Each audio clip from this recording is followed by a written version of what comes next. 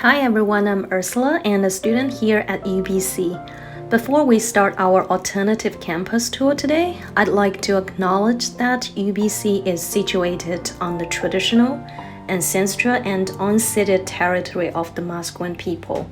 We're grateful to have the opportunity to learn, to work, and to live on this land. Before I take you to our destinations, we will explore the positionality and the rationales regarding this topic. We will also look through how inclusion, physical campus, and sticky campus theories influence neuro-inclusive spaces and how those places can meet students' diverse needs. Finding an ideal learning environment has always presented unique challenges for me. Sometimes I hope to find complete silent spots for concentration, while in other circumstances, background noise would enhance my focus. I often find myself seeking out sensory-friendly spaces or flexible learning environments that adapt to my needs. Those challenges have sparked my interest in exploring different study places tailored specifically to the needs of the neurodiverse students in our UBC campus. By understanding and accommodating the diverse learning preferences, we hope to create an alternative campus tool for navigating inclusive study places that enhance productivity and engagement for students with neurodiversity. Neurodiversity refers to variations in the human brain regarding sociability, learning, attention, mood, and other mental functions in a non-pathological sense. The term is normally to indicate specific conditions associated with neurodiversity, such as autism, dyslexia, and ADHD. An increasing number of students in higher education are neurodiverse. They process sensory information in a different way to neurotypical people. Creating neuro-inclusive learning environments that cater to individuals with neurodiversity include natural lighting, acoustic protection, access to the outdoors, flexible spaces, and furnishings.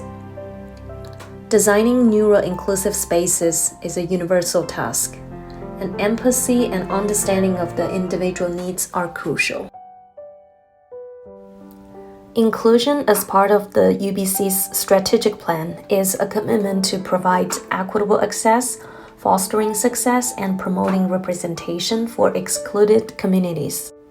UBC's commitment to create a diverse and equitable learning environment aligns seamlessly with the mission of providing neuro-inclusive spaces on the campus. Inclusion is a fundamental principle that ensures every student, regardless of their neurology, has access to the resources and support they need to thrive academically. A student at UBC will learn, work, and live on the physical campus, and all the libraries, residence, buildings, facilities, and nature have catered to all our needs, transforming our experiences. There is an interaction between the space and the university community, and the physical design features, large and small, seem to be important to ensure that this interaction is educationally positive and transformative. There are many spots in the campus that are neuro-inclusive, which makes all the differences. A sticky campus blurs the boundary between study and the living by incorporating areas for relaxation, social interaction, group learning, eating, or studying. At UBC campus, restaurants, cafes, and convenience stores are blended into the flexible learning spaces, which make the community-facing academic places more accessible to students. Examples of the innovative, informal learning spaces such as the zoning areas or retreat areas are very common. Let's go to check our first spot. This is our iconic library. IKB Learning Center is a central hub for academic resources and support services. The Learning Center has served as a sanctuary for reading and inspiration for thousands of students over the last 80 years. This is a perfect place to get your work done. Definitely, you can find places that are neurodiverse friendly.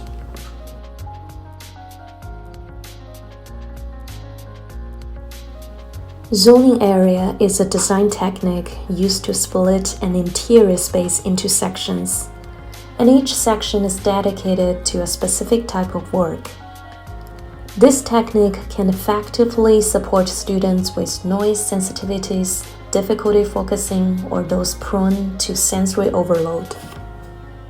If you prefer to study in a quiet room, IKB offers dedicated rooms that can be booked for study sessions. During exam seasons, IKB is open 24/7 and please feel free to drop at any time. IKB holds meditation walks for members of the community at UBC. Labyrinths are used worldwide as a way to quiet the mind, calm anxieties, and recover balances in life. Our second stop is the Nest building.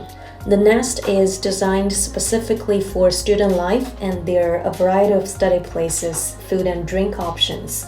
The vision of the Nest is to create an exceptional learning environment, and to ensure accessibility is central to the design of all learning spaces.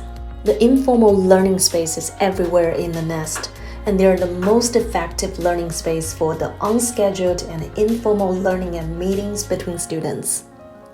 They're also designed for individual quiet study, as well as collaborative group work, eating, or socializing with friends. Neurodiverse students may require more frequent breaks to recharge and remain focused on the learning throughout the day.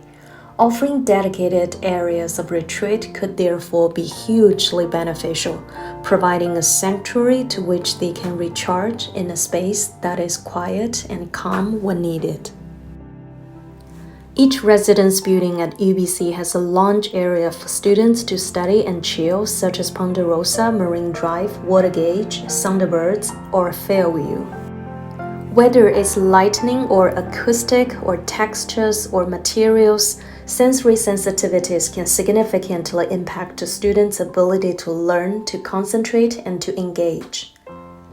Sensitivities will differ from person to person, but there are certain design choices that are often helpful in creating designated quiet zones to promote a more inclusive environment. Our next stop is places with background noise. For some neurodiverse individuals, background noise or ambient sounds can serve as a comforting or regulatory process. For example, individuals with ADHD often exhibit improved speed of word or speech recognition, word recall, or attention. If you're looking for such places, there are also blue chips and beans around the world. Our last stop is the nature, Red Beach.